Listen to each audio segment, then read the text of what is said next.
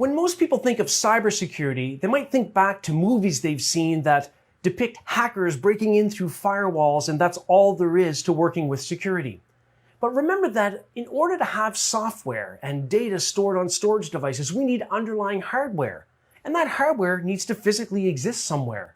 So physical security is definitely related to cybersecurity. Let's talk about how that's true. First of all, we might be talking about hardware that exists on premises, under your control, in your home, on your network, in your data center, versus the physical hardware perhaps housed in a cloud provider's data center, which means security is their responsibility. So the way we want to think about this is that when a malicious actor potentially gains physical access to a device, like a storage disk or a laptop, they have way more options for breaking into those than they do remotely over a network.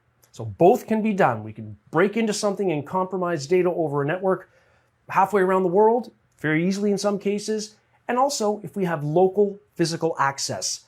So as we know, we should be encrypting data at rest on premises, in the cloud, on mobile devices, all of the time.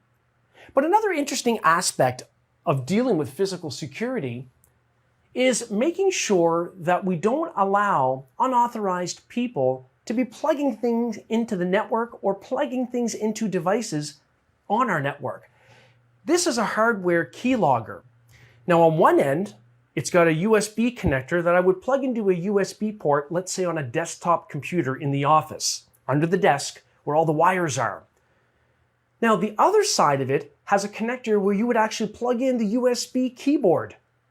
Okay, so what happens then is that as a user types into that USB keyboard, unbeknownst to them, this is capturing everything they're typing in. Even if they're signing into a bank site and the password is masked, that's just on the screen. The actual things that they're typing in would be written to this specific keylogger. Now the great news is that when you use tools like password managers, like LastPass for example, and it populates your password information, that's not going through the keyboard. It wouldn't get captured. But still, there's a treasure trove of information that can be retrieved from this. And so you can imagine that a malicious user might try to gain physical access to computers in an office to slyly plug in one of these to capture those keystrokes. In this particular case, this model has a built-in wireless access point that the attacker could connect to remotely to retrieve those captured keystrokes. So as we can see, that's an important part of physical security.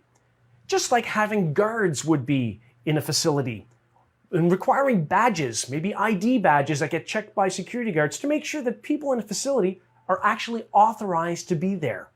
Having visitor logs to track entry and exiting into and out of the facility can be important, maybe not just at that time, but for records down the road if there is a security incident that gets discovered after the fact. Then we've got the concept of robot sentries. Well, this one we have to take a look at. Here in Google, I've got a couple of images that I've popped up related to robot sentries. Think of these as being robot guards. Yes, the future is here. So these might be terrestrial based, where they might go around a property. They have a built-in camera. Of course, they have built-in Wi-Fi, so you can connect to them from a monitoring station. Or it could be aerial based. It might be a drone. Basically, these are robot security guards, if you can imagine that. Now back to talking about personnel, whether they are humans or whether they're digital items like we just talked about, we have to think about reception areas. Physical security is big here. Imagine you go into an office space and there's no one at the front desk. They've gone to lunch and no one has replaced them.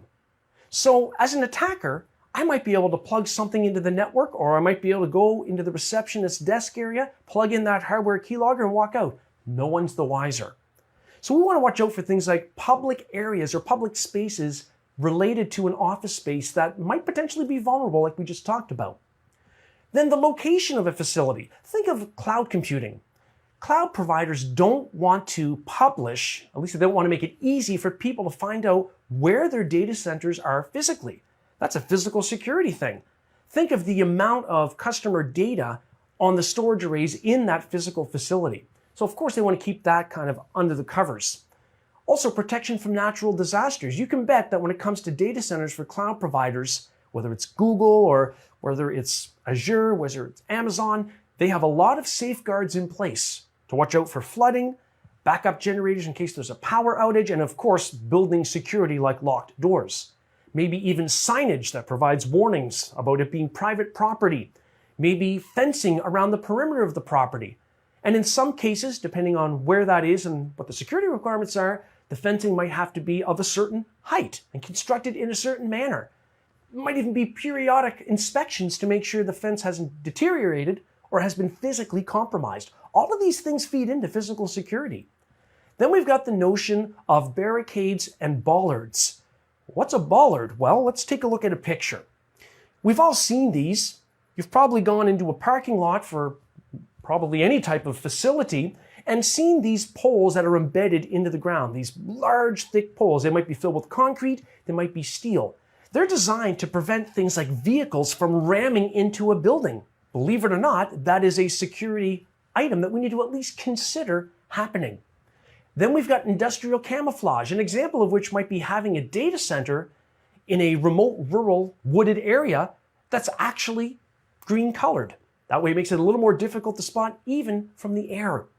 Motion detection, video surveillance is always going to be important for maintaining physical security. We talked about locked doors. Well, there are a couple of different types that we're going to take a look at.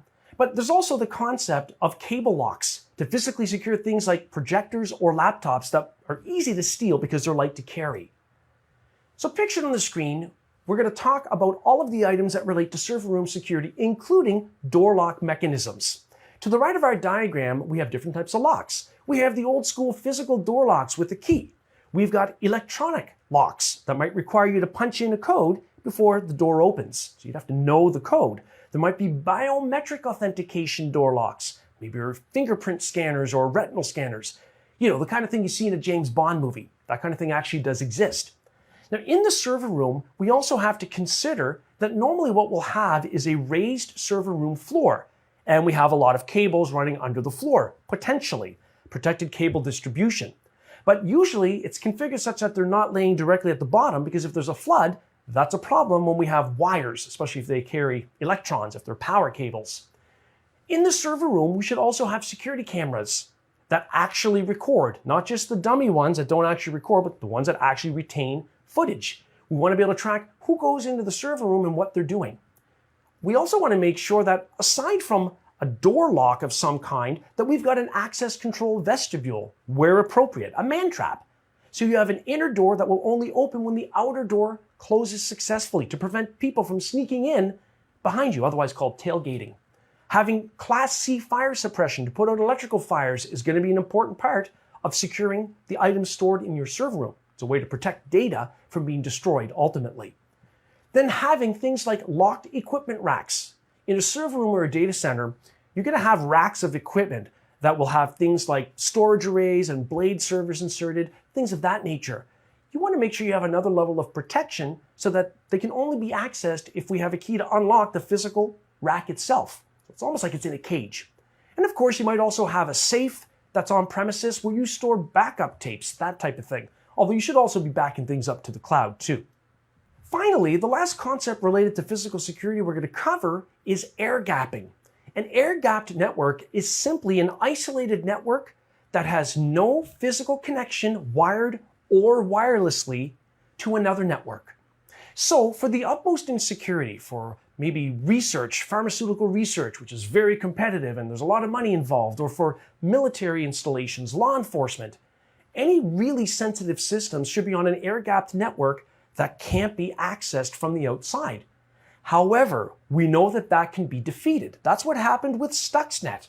If we can somehow get something on the air-gapped network, such as an infected USB thumb drive, or if an employee brings their laptop home on the weekend from work, it gets infected, and then they bring it back on the air-gapped network, we're in.